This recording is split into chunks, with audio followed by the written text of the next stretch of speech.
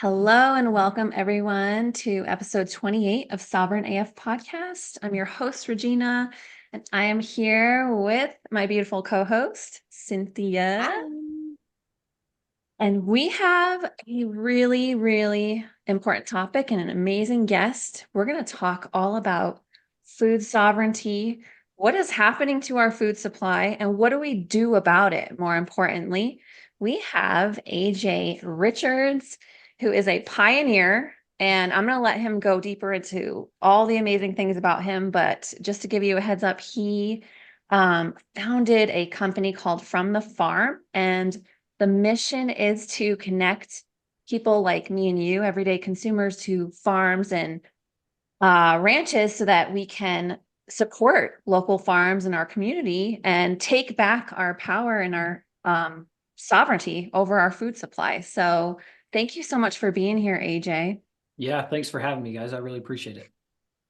Yeah. So if you could kind of give a little bit more of a deeper summary Yeah. about yourself, that'd be awesome. I'm from St. George, Utah. If you've heard of Zion National Park, just outside of Zion National Park. I was born in Sandy, Utah, and then raised there my whole life. My family are fifth generation ranchers. In 1916, I believe it was. They made homesteading available in the north side of the Grand Canyon in Arizona, so just south of the St. George. And our ancestors went out there and homesteaded. And that homesteading back then was, here's some open ground.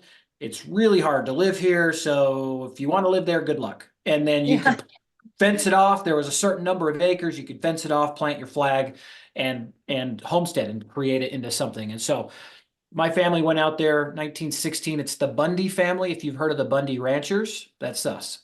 And so um, now homesteading looks like grabbing a small piece of land, could be a quarter acre and up to 20 acres or give or take. And homesteading now means is more reflective around becoming a producer, even if it's for your own food. You may not be a producer, farmer, rancher, homesteader that's growing food to sell to others. It may just be for your own sustenance. And so that's typically what homesteading means today. One of the fastest growing movements in the nation, which is exciting because we are in a position in our nation where the more small food plots that exist, the better chance we have of survival because the bigger operations, the ones like my family and other families in our area have been a part of for so long, they're disappearing. And so it's like the victory gardens of World War II when our government said, hey, we need to feed our troops in Europe and fight in the wars and all these other places. And so we need every household to grow as much of your own food as possible to relieve the pressure of us sending food over it. Those were called victory gardens. We are back to that. And we'll dive into some of that as we go through. So anyway, from St. George, Utah, I'm the city slicker cousin. So what that means is I got to grow up and do all of the cattle drives and the brandings and really enjoy being exposed to that lifestyle. I do not consider myself a cowboy. I don't own any livestock myself, but I grew up seeing that side of the family. All our family meetings were about, typically revolved around conversations of policies that were being put in place, making it harder to be a producer, or water rights being challenged, or grazing numbers being reduced. I mean, that was our family meetings. And so I remember growing up and passively just being exposed to this conversation about agriculture being under attack for as long as I can remember. Um, Wow. and then I lived for 12 years in Mesa, Arizona. We moved after I deployed with the National Guard out of Utah and to Iraq. And then when we got home, I moved down to Phoenix, Arizona. And then we lived there for 12 years. So what I'm doing now, I've learned that I have this unique ability to speak both urban and rural. And I've found like, okay, this is how we have to get the message across. And it's interesting reading throughout history how governments were able to pit their people against each other because of class or creed or whatever. And one of the most extreme examples is what happened in Soviet Russia under Stalin when they started imposing what they called collectivization of their farms. They used urban citizens who they convinced that rural America or rural citizens in Ukraine, like your producers, they're not human. And so that's what led to the starvation of somewhere between 3 and 7 million within 1 year. Wow. Now, it was a couple of years of terrible choices that led to that instant die off, but they convinced the urban community to think of people in rural economies or rural communities as not not fully human. No different than what Hitler did with the people that followed him and destroyed the Jewish people in the concentration camps. So being able to communicate those two things, I've now learned. I hated, my cousins would love to tease me, call me the city slicker, and I hated that as a kid. And it's just really incredible how my faith in God just shows like there you go through things for a reason. And I'm like, wow, this Yeah. must have been why I had that experience so that I could communicate to both sides, because they're dependent on one another. Even though we don't understand each other, the urban community absolutely depends on the rural community to feed them. And the rural Yeah. community absolutely depends on them buying from them so they can stay viable. And that's why we're seeing a decrease, because big corporations have removed us from shaking the hand that feeds us. Yeah. So anyway, started selling. I owned a CrossFit gym for 12 years. I was the first CrossFit affiliate in Mesa, Arizona. I also started a head-to-head fitness competition when I was down there that grew to 250,000 live viewers every show. Wow. Um, and I thought that was my calling, and it was not. Actually, looking back, I knew it wasn't my calling. There was a lot more ego involved in that for me than what I'm doing now. So sometimes we have to be humbled to learn things. Yeah. I saw you guys did a conversation around microdosing. Mhm. Psilocybin and ayahuasca is a huge part of my life that's really set me on this path personally. Wow. So, Mhm. you might look at me and have a certain set of ideas about who I am, and I'll promise you I'll fool you at every corner because I love that. so I feel the yeah. same. I don't have any labels. You can't put me in a Yeah. box. I think that's Yeah. awesome, you know? Same. Yeah.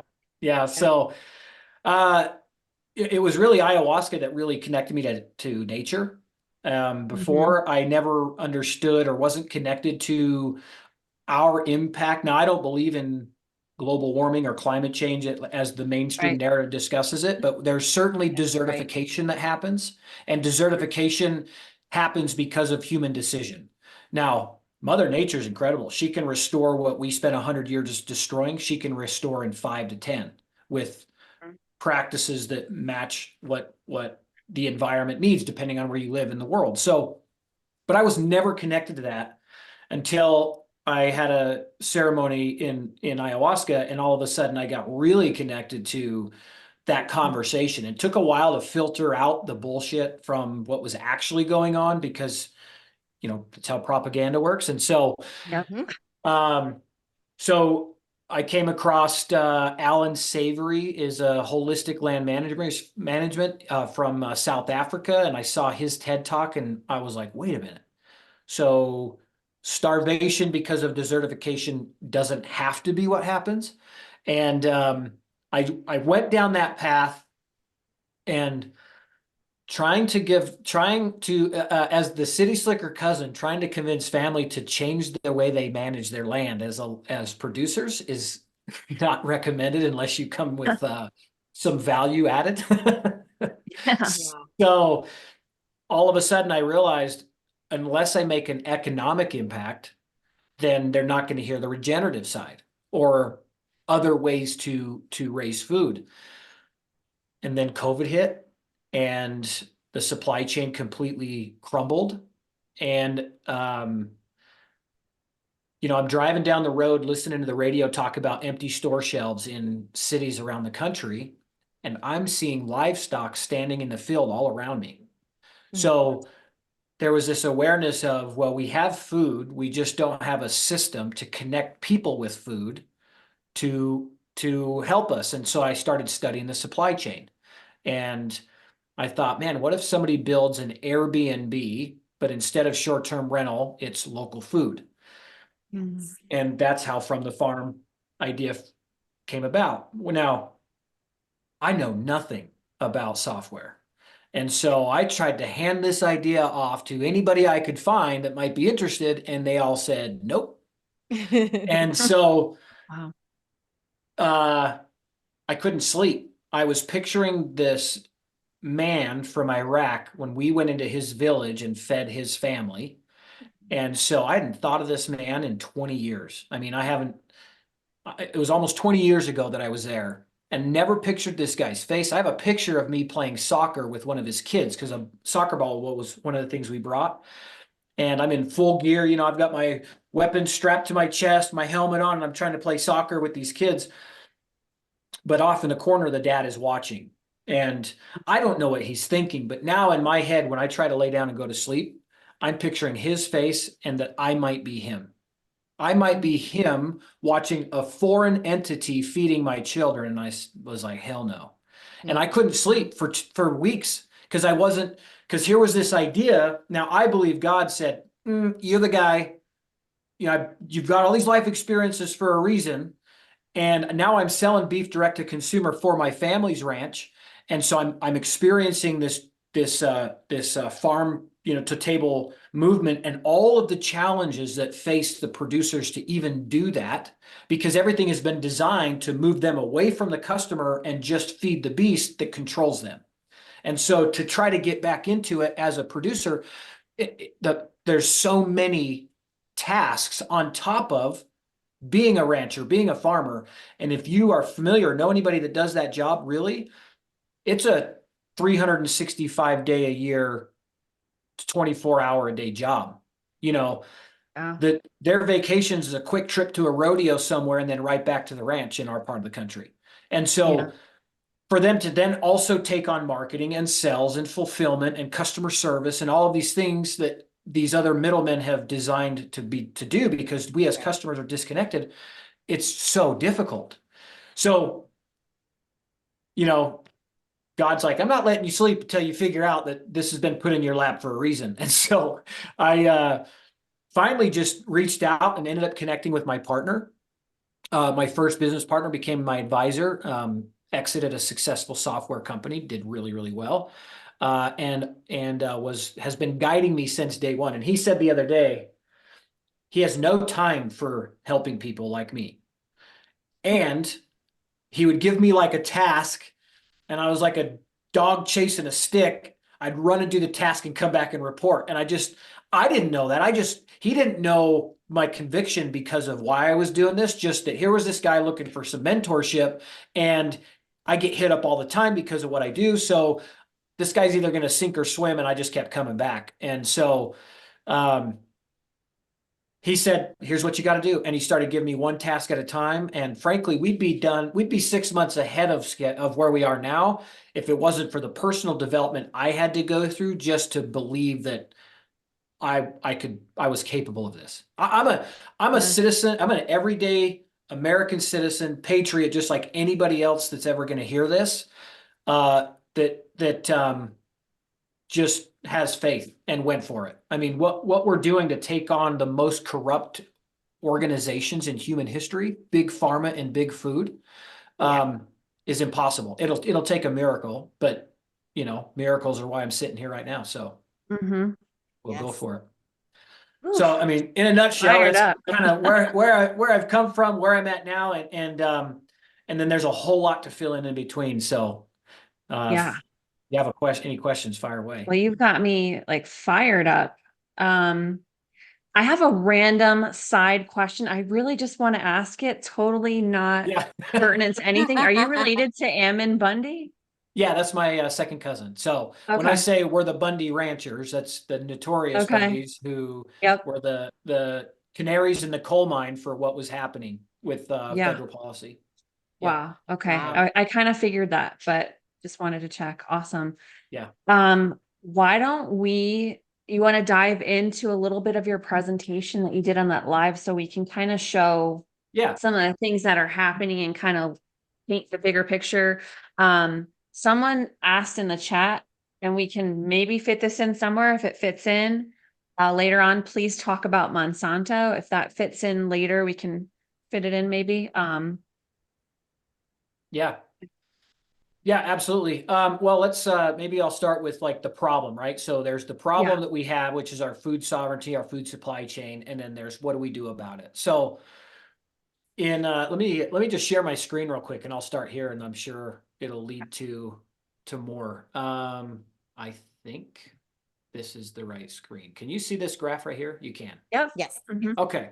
So uh what we're looking at here, this is on the USDA's website, and this is talking about the decline. This is talking about the farms and ranches, basically farms, let's call them, in the United States and the history of them.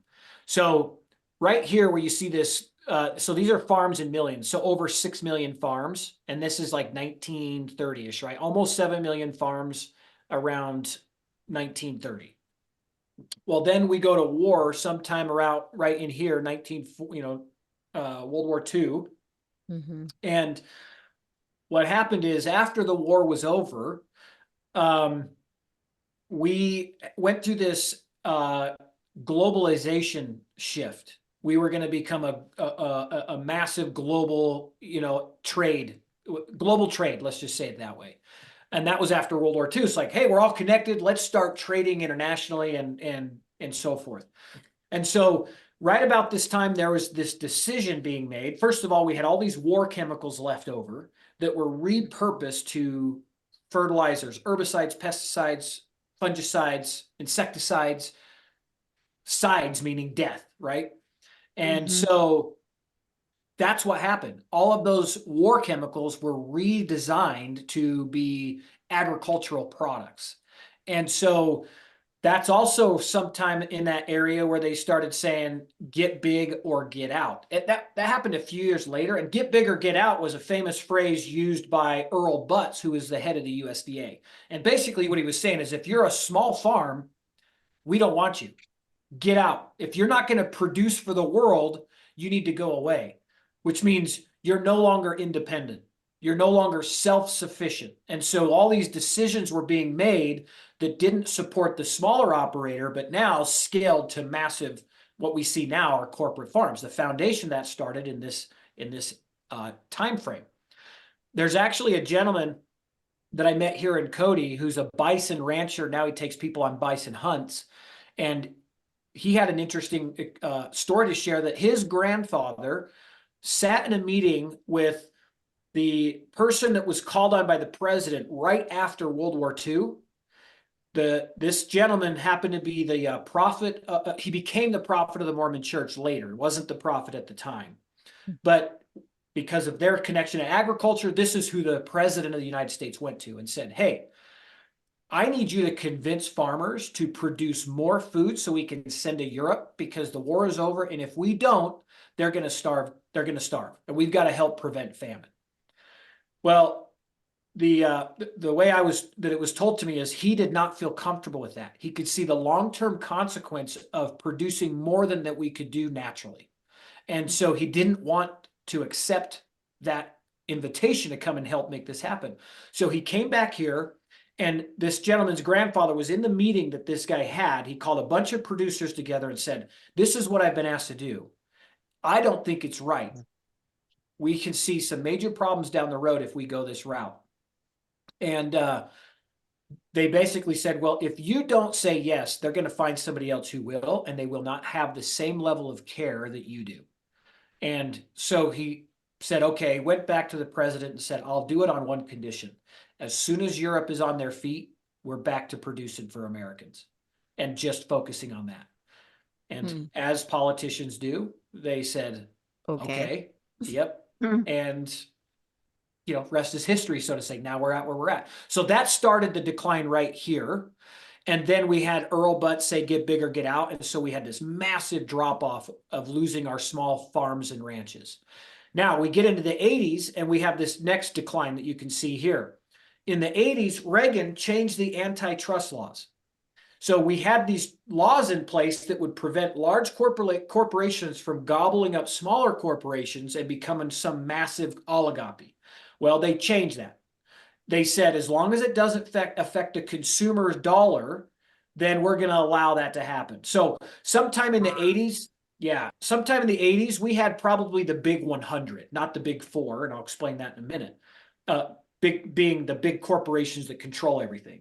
So we had the big, maybe 100. I don't know that that's the number for sure, but we had a lot more. And at the time, those big corporations only controlled 25% of the meat market. So 75 was small family operators going right to the consumer. And they might have been decent sized, millions of dollars here and there, but not billions and billions of dollars that we see now. Right. And so they changed it. And then slowly over time, those big companies got bigger and bigger and bigger till we are where we are today, which is 85% of our food supply chain is under the control of 4 meat packers. And 2 of them are foreign. So we have JBS, which is the largest meat packer in the entire world and the largest in America.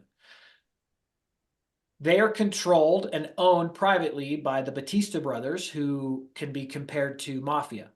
They went to prison, short term, mind you, for bribing 1,800 Brazilian officials to help them gain momentum in the Brazilian beef market. One of those officials was the president of Brazil at the time. Did you know that the CEO of that company was here recently speaking to the USDA? Of course. Nothing surprises me anymore. No. And so, okay, so you got JBS, largest in the world, Brazilian owned. Also responsible for clear cutting the Brazilian rainforest because they're buying cattle from rogue caballeros, rogue ranchers that are bulldozing rainforest to create more grazing pastures so they can import more beef here and other places around the world.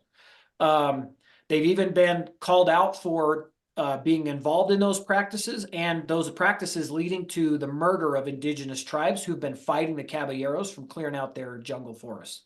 This is all, you can go and Google this and you'll find all of this information, video reports. I think Vice News, even though most of the stuff they put out I don't agree with, but Vice News did a story on this. I mean, it's all out there. This is common, open knowledge. So that's one of them. The next one is Morfrig. Morfrig just bought National Beef, and Morfrig is a Brazilian-owned company. So 2 of our 4 major meat packers are from Brazil. Now, we're not at war with Brazil, so that is whatever it is. It's just not in our control. Like, that's the problem, is all of this stuff is out of our control. Another one is Cargill. Cargill is an American family-owned company, but they're connected with Monsanto, and they're connected with all of these. They're a big, their company, that Cargill isn't just beef, it's all, and slaughterhouses, it's also feed. And right now they're doing this massive project in Brazil that's destroying the environment because they're trying to run this huge, I think it's a rail line clear into the middle of the jungle where they're clearing it out to grow soy or something like that. And that's happening right now. So they're also don't really care about anything other than profit. And then the 4th one is Tyson Foods, which That's what I was gonna Tyson say. Foods was all over the news because what do? They fired all of their American employees and they're hiring illegal foreign employees. And they are a multinational corporation, which means they're probably owned by China. So Yeah. that is the state of our meat supply chain. Now, produce, that's already captured. The only way you're getting fresh produce is if you find a small family farm locally. Like that was gone a long time ago. Right. The only industry that isn't fully captured right now in our food supply chain and is rapidly moving that direction is the beef supply only. Lamb, currently 75% of our lamb is imported. It's not American, 75%. Pork is 100% controlled by Smithfield. Smithfield is a Chinese-owned company. Bison is the only thing other than beef, but bison is still on its comeback with a lot of great ranchers in the US, but so it's not a common food. So Right. beef is it, and beef is just under massive attack because they know that. If you control the food, you control the people. And every decision I'm seeing being made right now by our federal government and other federal organizations is control the food through policy. Yeah. Will you tell us a little more about that? I know you know. Policy, like what's going on there? Like what's happening. Yeah, Yeah. that'd be interesting to dive into a tiny bit. Yeah, so let me just clear this out. So yeah, so this is that antitrust laws changing is what's led to this decline. And with what's happening right now, we're going to see this go from here, and it'll Mm, keep going down. And Unbelievable. it's terrifying. It's just where we're at. yeah.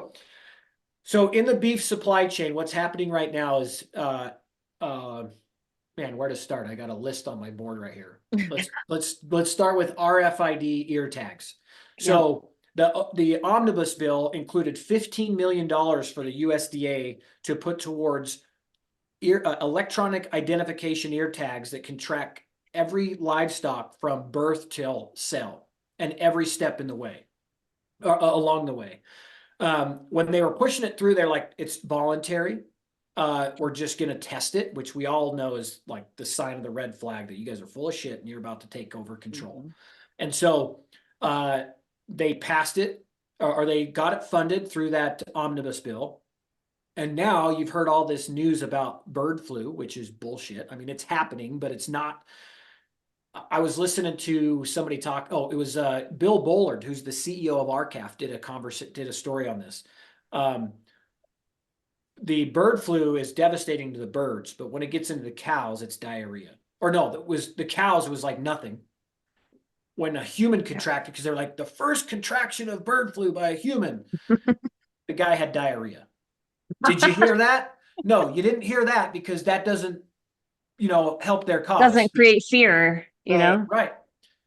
Well, now they just announced that RFID tags are required for Of all course. livestock. This didn't even take a month. Like they're Wow. rapidly speeding up their policy making Agendas. process. Oh yeah.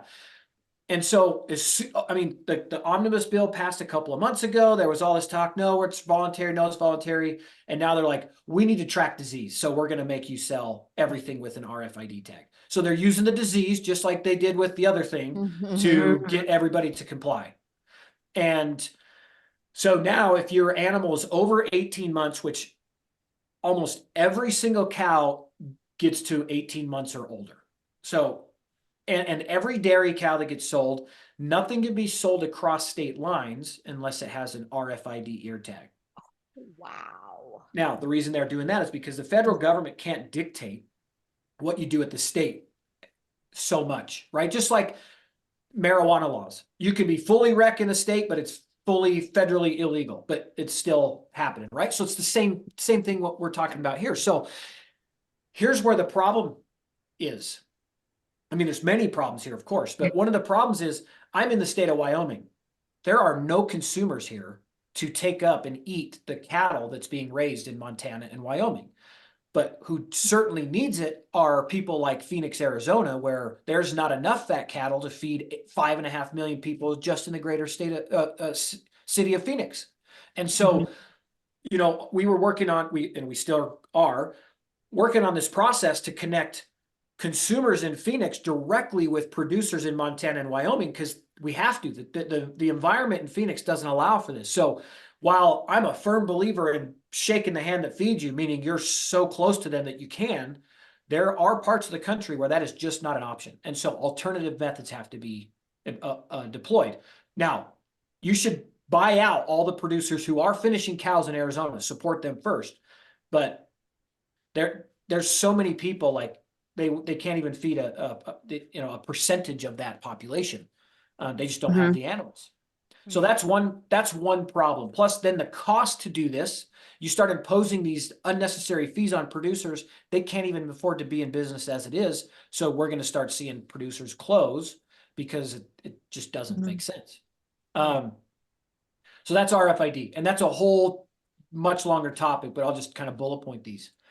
The Sustains Act, probably one of the most scary things that's happening. Sustains Act says that corporations can openly do business with the federal government. So bribery is no longer a worry because you can do it legally. So that means JBS can go to the USDA, fund one of their projects. Do you think the USDA will ever rule against the guy that's the company that's given them $1 billion? Hell no. Especially because some of that money is going in the pocket of the people that are sitting in those offices.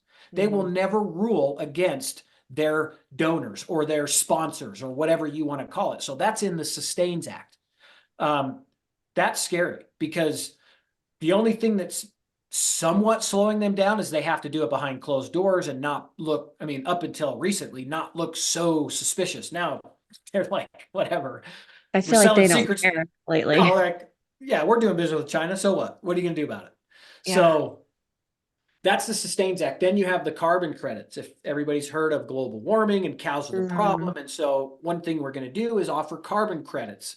So if you sequester a certain amount of carbon, if you follow our rules and you sequester what we say is carbon, which all the people making these decisions are full of crap anyway, we're going to pay you. Well, look how that worked out for our country and when they started paying crop farmers subsidies. They control you. If they're giving you more money than the crops you're raising generates, you have no choice but to keep growing those crops because you need the subsidies. You know, that's so now cattlemen are the last bastion of freedom. They don't need those. But if they get you on a carbon credit program and now you're making more than that land, whatever yield otherwise, they can control you because then they can come back and say, oh, we actually think that you should have half the number of cattle on your fields because we sequester more carbon, which is completely false. It's actually the opposite. More livestock means more grass, means more carbon sequestered, but they're not talking about that. So the way they're working to capture our producers, the cattle producers, is by selling them this, you know, what's the term? Newfandangled idea. It's totally wrong, but you get it. Of carbon credits so they can pay you more and have you now under their thumb. It's like welfare. Listen, I've had to take that when I was younger, young family. We needed those food stamps, but we used them as a temporary stopgap. And now I'm certainly have paid more back in taxes. I am grateful that we had that option for food stamps when I had a young family and we had no choice. But when you get stuck in that and you think that that's it, that's when they've got you captured because then, oh, it's cheaper for me to not work and get my unemployment check than it is to go to work. Well, now here's the domino effect of that. So those are your carbon credits. Another brand new rule that just came out, they didn't even bother taking it through Congress. The Bureau of Land Management, the original BLM, both just as corrupt. Wow. They are responsible for it's like 60 to 90% of the land in the West is under the Bureau of Land Management's control. So when we didn't have states established, that division was originally formed to manage the West until states were established. Well, states got established and government doesn't like to give up control. So the states never got control of the land. And so all the way up until last week, BLM land was multi-use, meaning you could hunt and fish and raise livestock so you could buy grazing rights. You don't own the land. This is what my family went through, Ammon and Clive and Bundy. They had a grazing right that was being illegally imposed on. And so they fought for it because once you have a grazing right, as long as you pay your fees and do what you're supposed to, they can never be taken away. You don't own the land. I don't have a right to go build a house on the middle of Bureau of Land Management land and just live there, but I have the right to graze my livestock on there. But they get to tell me how much I can graze. So in some parts of the country, you can only have one cow calf per 100 acres because they're wrong. And sometimes they get sued by corrupt conservation organizations like Western Watershed that says there's too many cows, they're destroying the environment. And so then the BLM, instead of fighting it in the court and standing for the producer, they kowtow and they reduce the number of cattle. Well, this is what just changed last week. They have now made it okay for conservation groups to compete for the same access as our ranchers. Here's the problem with that. Western Watershed and other organizations have ties back to the World Economic Forum and Klaus Schwab as funders. A rancher trying to pay for grazing rights to graze cattle, which is our food, will never compete financially when it comes to a bidding system with conservation groups. They're not going to. Right. Right. Conservation groups are going out and raising millions and billions of dollars through donations, while a rancher doesn't have that opportunity. They can only pay what the cows will generate in revenue from raising beef. So last week that was changed. And so that's the short list. Those are the 4 major bullet points where I'm just like, every one of those is threatening the last secure group of producers in our nation, and it's not good. It's pretty terrible. So Yeah. what this all leads to is I believe that we as a nation are on the precipice of famine, of a large famine event. When COVID happened, it was a whisper of what was going to be. It just kind of gave us a quick demonstration of where we're at. When I was selling beef direct to consumer in 2019, we started growing. Business was increasing. And then when COVID hit, my cousin called to schedule our next round of slaughter. So my cousin raised the beef. I'm gonna give him a shout out. If you go to Anchor Brand Ranch on YouTube, it's amazing. Cool. If you want to see the day in the life of a ranching family on Yeah. Desert Cattle Ranch, he does a really good job showing you what it's like every day. And Say you'll it one more get, time. yeah, Anchor. Anchor Brand Ranch. Okay. And Cool. you'll really get a taste of how difficult this job is. And Mm. I mean, his trucks are breaking down all the time. They're blowing tires all the time. I mean, they do it because it's their lifestyle. Any other person most likely wouldn't want that job because of the constant challenges. And these guys are born into it and they're not going to do anything else. Right. So I'm selling beef for him. He's raising it. I'm getting it to the consumer. So he gets it to the processing facility. I pick it up and I get it. I market it. I sell it. I fulfill it. I handle that part of it. Well, he called to get slaughtered and they said, yeah, we can get you in 18 months. The whole What? supply chain broke. This is what people don't know. Because we're so centralized, when those slaughterhouses closed, remember I talked about that 85% of the meat is controlled by 4? Mm-hmm. That's done out of about 20 slaughterhouses. Wow. Oh my gosh. So we're talking 6,000 head a day in some of them. And so when one of those closes, that is a massive backup. Mm. And so when they all closed because people were sick and they didn't, in the early part of COVID, nobody knew what was going on. So, I mean, some of us kind of had a feeling like this was a fishy, but still, like, people are sick, some are dying. So yeah, maybe that makes sense. But because we're so centralized and they do so much in one facility, everything in this industry is maximized for efficiency. We don't look at agriculture anymore as being a part of nature and as a whole. Like, let's raise food in a way that's sustainable, that doesn't require fertilizer from Ukraine, or corn from Ukraine, or whatever, because they both come from there, a lot of it. But we centralized, and then agriculture became dependent on. There's a really good book. Shoot, I'll think of it. There's a lot I don't agree. Wendell Berry is the author. I do not remember the name of the title, but I don't agree with a lot of his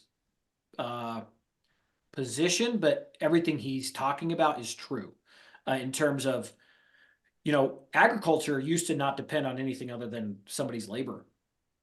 Now agriculture is reliant on labor and fuel because we have gotten so big, get bigger, get out, that the amount of equipment and machinery needed for one person to operate hundreds of thousands of acres of farmland, they need the machines. So now machines to grow our food are dependent on having a fuel source to run the machines, which that's also under attack with the electric cars and and our fossil fuels being demonized and so forth.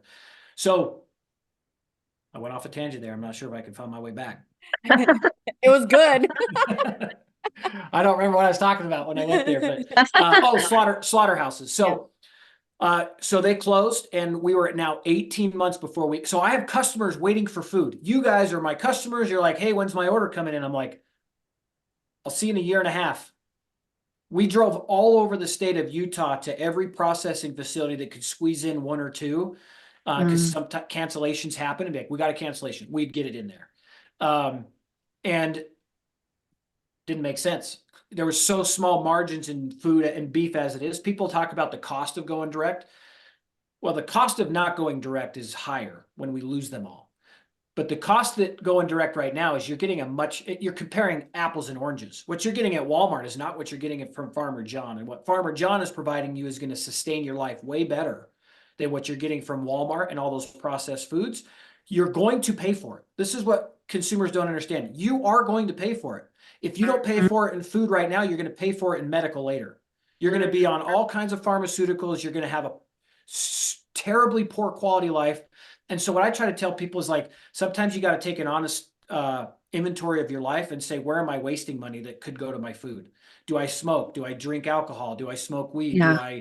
Do I go out to eat a lot? Do I go out on dates a lot? Do I like, we are in a time in our history where you don't get to enjoy those comforts as much as you have become comfortable with. My grandparents did not have the frivolous lifestyle that we do. Their money went to sustenance.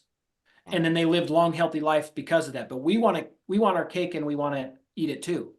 And we can't, we can do that. That's a choice you can make, but you are going to pay for it later.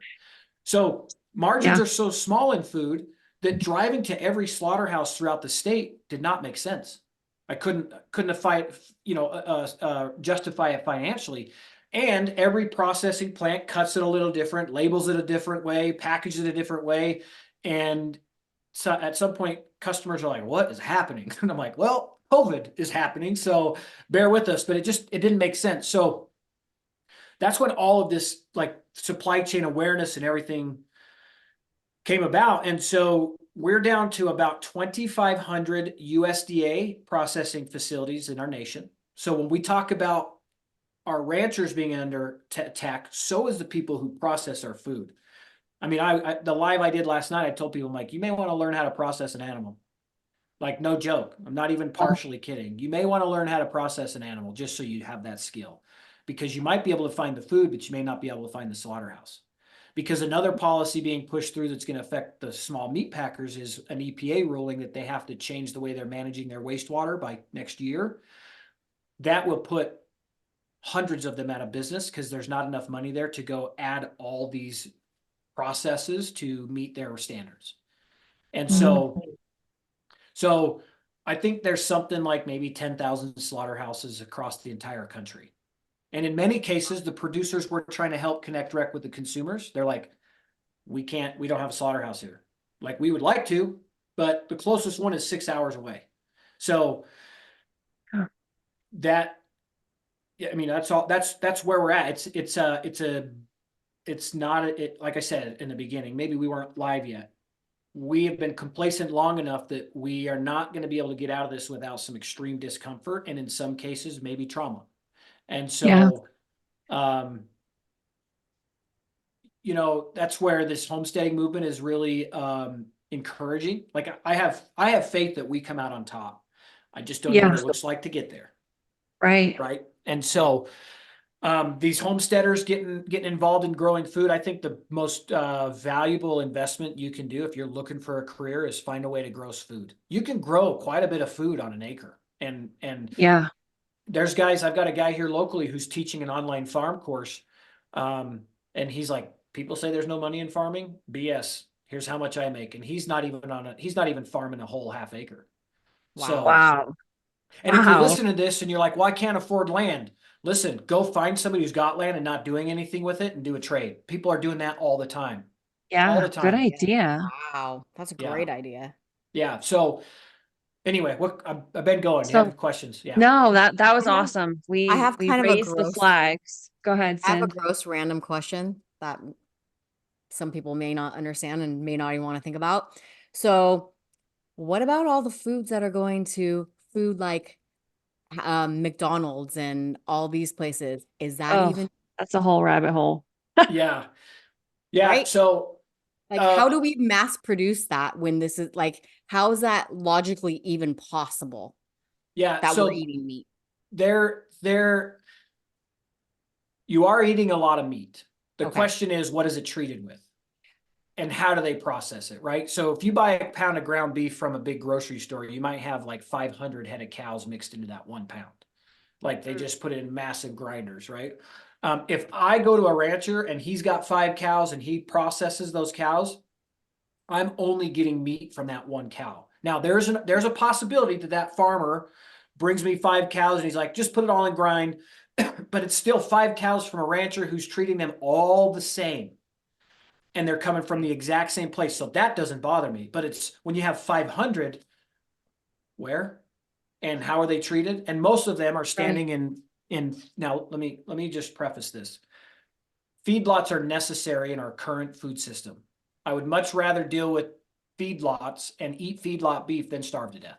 That's where we're at. No way around it. And we've been eating feedlot beef in our nation for a long time. The only concern now is all the secret Stuff they're putting into it. antibiotics or vaccines or whatever. Like that's the problem, you know? And so, but if you buy it from the rancher, it's just single source, right? Now they also do this thing where they put, LFT, let's see, it's, basically, I had it pulled up earlier, but it's not up there anymore. Pink slime. You heard of the pink slime? Oh. So what pink slime is they are allowed to use the word meat because somebody in the USDA most likely got paid off by big corporations to label it meat when really it's just fat from other cows, which is fine. I'm not opposed to that. But what they do is they'll take that product, they'll grind it up and add it to your ground beef. But because they've been able to label it meat, because it, and this is how they were able to label it. There was a little bit of meat on the fat, and when they ground it up, it was red. Pink. That's why it's called pink slime. So because it was pink and not white, they snuck this through and said you can call it meat. So when you buy 80/20 at the store, it's they usually have about, I think it's like 13% of this product added. So that's why it's cheaper than you can go to the rancher and buy it. But when you buy it from the rancher, you're actually getting 80/20. You might be getting more of like a 75, you know, or 70/30 because they've added this stuff, but they don't have to label it as fat. And so that's one way they cut corners, and then ranchers can't compete, and consumers like, well, you're just so much more money than the grocery store. That's because they're finding ways to go around it. Yeah, I can't stress enough, and I tell friends and family all the time, do not eat grocery store meat. I don't eat grocery store meat. Yeah. The only time I'll consume meat that's maybe not from a farm is if I eat out, which I'm trying to limit heavily. But I go to the health food store, which has all the local meats from local farms here in Idaho, or I'll get it from farmers in my area. Same thing with dairy. Yep.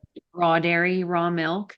And then produce, I get as much as I can from farmers markets or local. And then I get organic, and I spray it with the spray because can't even trust organic. But I had a conversation with a friend the other day, and it's just, I chose to just keep quiet because when you're talking to someone of a way different level of awareness, you have to pick your battles. But she was saying how she was like proud of this, how her kids eat so much fruits and vegetables, but she never buys organic, never. And I'm just like cringing inside knowing that she's feeding them poison, but she thinks that it's better because they eat more fruits and vegetables than what she thinks most kids eat. And I'm just like, you have no idea what that stuff is sprayed with. And I mean, I can't remember the last time I bought meat at the grocery store. I do not eat grocery store meat. And Good. I don't think people understand how gross it is and what's injected in these animals, what they're fed. I'm so picky that even I stopped getting, there was a girl that would deliver to me right here in my town, Shelley, Idaho, from her chickens. And I asked her, what are your chickens eating?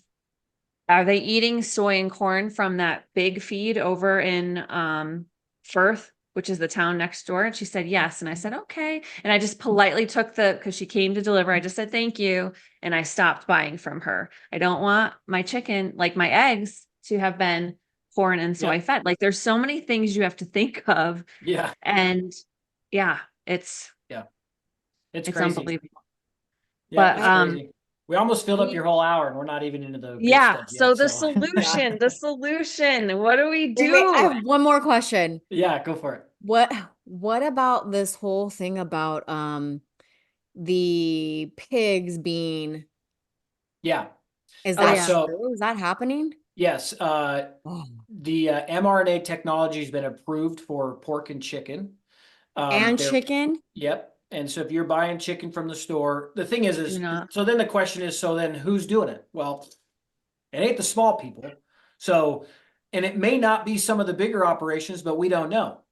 Uh, I think if you're going to buy from any store, any bigger group, I would say Purdue is probably the safest bet. They're working with a guy. His name's Paul. I wish I could remember his last name, but he started a company called Pasture Bird, where their chickens are 100% raised on pasture. Paul's a former Marine, first generation farmer, got out of the Marines and started with backyard chickens, and now they're doing millions of birds a year in partnership with Purdue. So knowing that Paul is kind of leading that charge over there, pasture bird through Purdue is probably your best bet at a grocery level. But otherwise, you need to find it local. I would Yeah. say too, if you're looking to get into raising food, chickens is where it's at. You Yeah. you will have so many customers. You won't be able to raise enough chickens, and they're not that difficult. Now, Mm. sourcing Yeah. the right feed is the most challenging part, but um, we've got 50 we're raising right now for our own freezer. We'll process those in a few weeks. Cornish cross. Um, Yeah. so yeah, it has been approved for pork and chicken, and they're constantly pushing to do it for beef as well. They are. I mean, I don't know if you guys saw the news, the reports that they've already perfected the use of mRNA in produce, and so you can eat lettuce, and you're getting Yeah. vaccinated. Yeah. Okay. And we want to, that's the one word we want to be careful of saying, the V word. Ah, Um, but we're already pretty shadow banned on every account. So so am I I. mean, at this point, it's like screw it. Let's just say Yeah, whatever. I mean, yeah, but yeah, I can't stress enough for everyone watching this, do not eat grocery store meat, period. I don't eat any meat from the grocery store, zero. The only time I'll eat meat that I can't guarantee is from a farm is when I eat out. And yep. that really needs to stop. That's a luxury that I need to let go of. I've cut back, but oh, I really need to I stop that. I ask when I go to a steakhouse, where's it from? And if they can't tell me, I get something else. But Yeah. doesn't mean It's what I hard. get is And then better. you've got seed oils and then you've got all Yes. this other, like Yeah. it's really hard to eat out. It's, you don't know what the meat, the produce, what they're cooking it with. It's usually always seed oils. It's Yep. just, and that's a luxury. I'm a Mm. foodie. I love eating out. Yeah. I've cut back dramatically, but yeah, I can't stress enough to get your food as much as you can, especially your meat from local farms. And yeah, Yeah. hopefully my mom who's watching this now will get Yeah. all her meat from the local farm. But She says she okay, wants to scream. She's Yeah. like, yeah, I know. you can't read the chat. It's a lot of it's actually a lot of comments, not questions, and I did not want to interrupt you. You Yeah. were on No a roll. worries. No worries. There is one question Ellen asked, are bison now required to have the shots and antibiotics, etc.? How about chicken and turkey? Yeah. None of these animals are required to have it. It's just, do they get it based off of where and how they're being raised? Mhm. Um, a lot of calves get vaccine when they're born. And personally, I don't have a problem with that. So I'll eat the animals that have given their first shots, because all that does is keep them from getting pneumonia when they're young, so they can grow up and get stronger. And you can hear the difference between a cow that's been treated and one that isn't. But I'm not going to eat it for 18 or more months, so I'm not usually worried about that. Now, I do question, like, do you know what has it been tampered with? Are they changing the ingredients? Because Right. we've eaten that. All of us have eaten that from the beginning. The question is, how have they changed what they've been given? So I do ask that question, and Yeah, usually that's a better question to ask.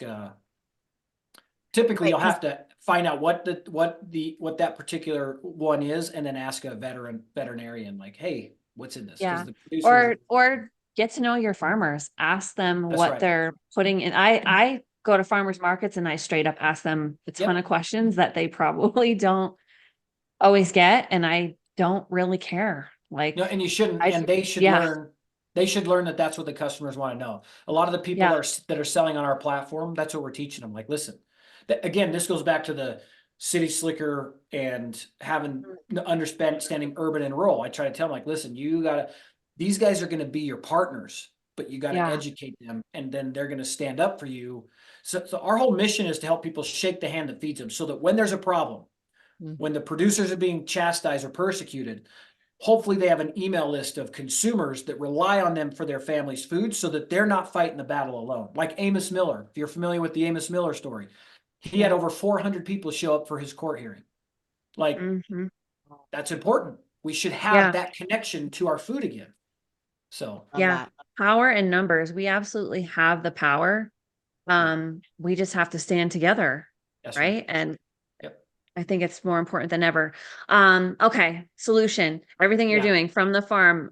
My mom just said, how does AJ promote his mission/info from the farm? Summarize that. And how can we help you? What can we Yeah. do? Yeah. I appreciate you asking that question. So we built this platform like Airbnb, but for short-term, for local food. So if you go to fromthefarm.io, it's a website. It's not an app. There's a lot of confusion around that because I use that term loosely a lot in the beginning.